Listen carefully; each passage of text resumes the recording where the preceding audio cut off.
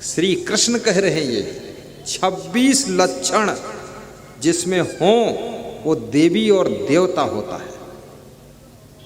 मुझे तो इसमें ऐसी ऐसी महिलाएं बैठी हैं जिसमें 26 नहीं लेकिन 24 तो हैं ही।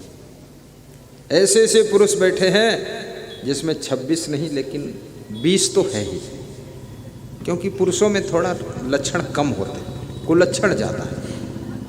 कोई तम्बाकू खा लेता है तो 1 पॉइंट कम हो गया ना, कोई गुटखा खाता, कोई पुड़िया खाता, कोई बीड़ी पीता। ये महिलाएं ये तो ऐसी देवी हैं जो बीड़ी नहीं पीती, और कोई पीती भी हो चुपके से स्टेशन पे बैठ के पता भी नहीं है।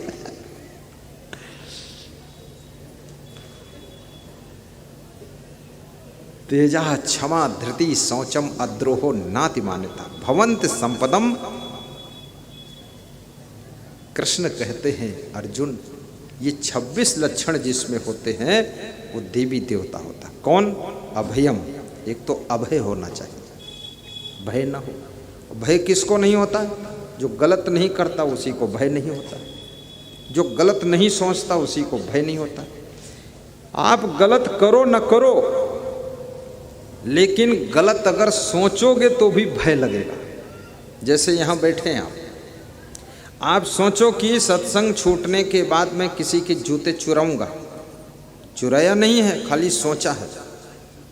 सोचने पर आपके मन में बहुत बड़ी एक रील खड़ी होती है, फिल्म बनती है कि चुराऊंगा, जिसका जूता होगा देख लेगा तो 2 जूते चुराऊंगा 200 जूते मारेगा।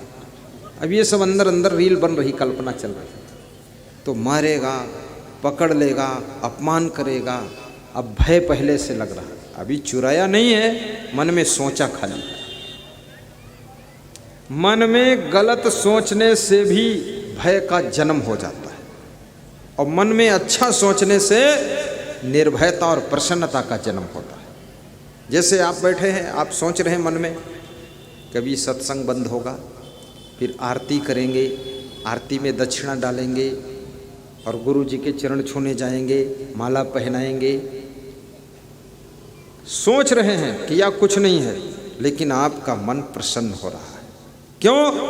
जब शुभ कार्य का तुम चिंतन करते हो तो निर्भयता और प्रसन्नता में तुम डूब जाते हो। जब अशुभ कर्म का तुम चिंतन करते हो तो चिंता, टेंशन, उलझन, असमंजस, भय और दुख में डूब जाते हो। इसलिए कृपया चिंतन करने में कोई खर्चा नहीं होता है, तो शुभ चिंतन कीजिए ताकि प्रसन्नता और निर्भयता हमेशा बनी रहे।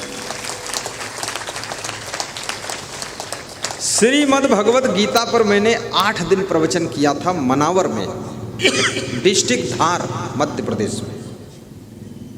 बहुत बड़ी व्याख्या गीता के श्लोकों की किया था। अब तो मैं प्रवचन करता हूँ, जनरल मर्चेंट कर देता हूँ 2 दिन में। क्या है जनरल मर्चेंट? मतलब हर आइटम 2 दिन में देना है, थोड़ा थोड़ा। सत्यम, जिसके सात्विक विचार हैं वो देवी देवता है।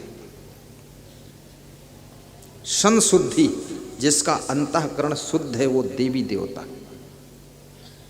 ज्ञान योग व्यवस्थिति, जिसके पास में आत्म ज्ञान है वो देवी देवता है।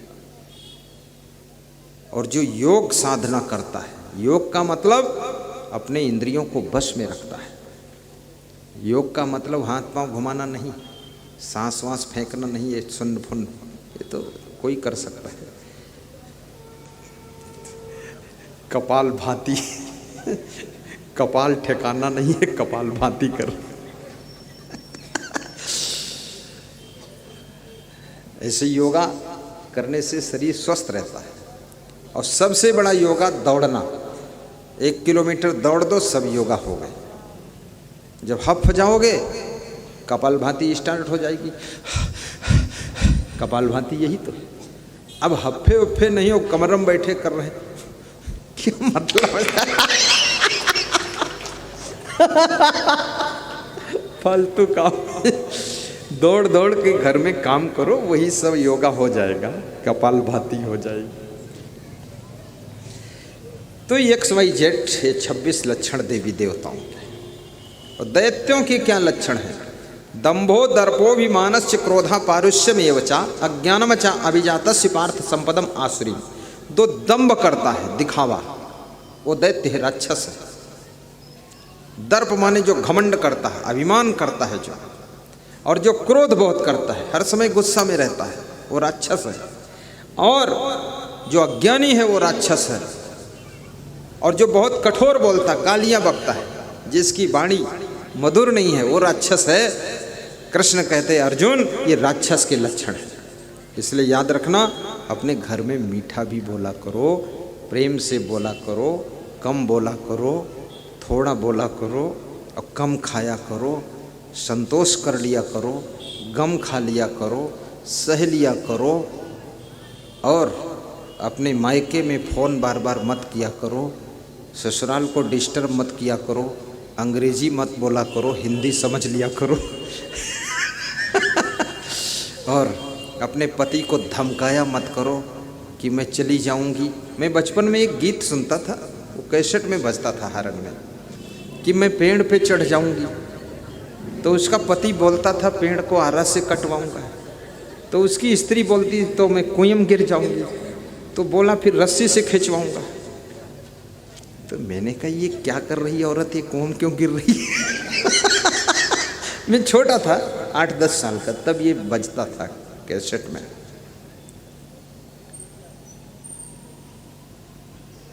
इस तरह नहीं करना है। आपका असली घर आपकी ससुराल है। अपने घर को अच्छा बनाइए, इतना मजबूत कीजिए, इतना विकास कीजिए। यदि आपके माँ बाप की सेवा आपके मायके में आपके भाई भाभी न कर सकें, तो आपके पास में इतनी शक्ति संपन्नता होनी चाहिए कि अपने माँ बाप को ला करके आप अपने ससुराल में सेवा करो। न पैसे की कमी है, न कमरों की कमी है, न दिल में प्रेम की कमी है। इतनी उन्नति कीजिए। जो बार बार बहुएं अपने मायके में फ़ोन लगाती हैं, उनकी ससुराल गरीब हो जाती है, क्योंकि उनका ध्यान ही यहाँ नहीं, उनकी बुद्धि यहाँ लगती ही नहीं। वह हमेशा वही पूछ रही है कि मम्मी तुम कैसी हो। रोज रोज मम्मी बदल थोड़े जाती, वैसी है और कैसी है। खाम खान नौटंकी में फंसे रहो। मम्मी भी वही कैटेगरी की है, उसकी कंपनी कोई अलग थोड़े है, उसका मॉडल वही। रोज ना कम बोलती है, बेटी तुम्हारा फ़ोन नहीं आता तो मैं बेचैन हो जाती। क्यों बेचैन हो जाती? बेटी पैदा नहीं हुई थी तो बड़ी चैन से थी, अभी बीच में पैदा हुई फिर बेचैन कहाँ हो गई तुम? काम करने दो, ससुराल में सेटल होने दो।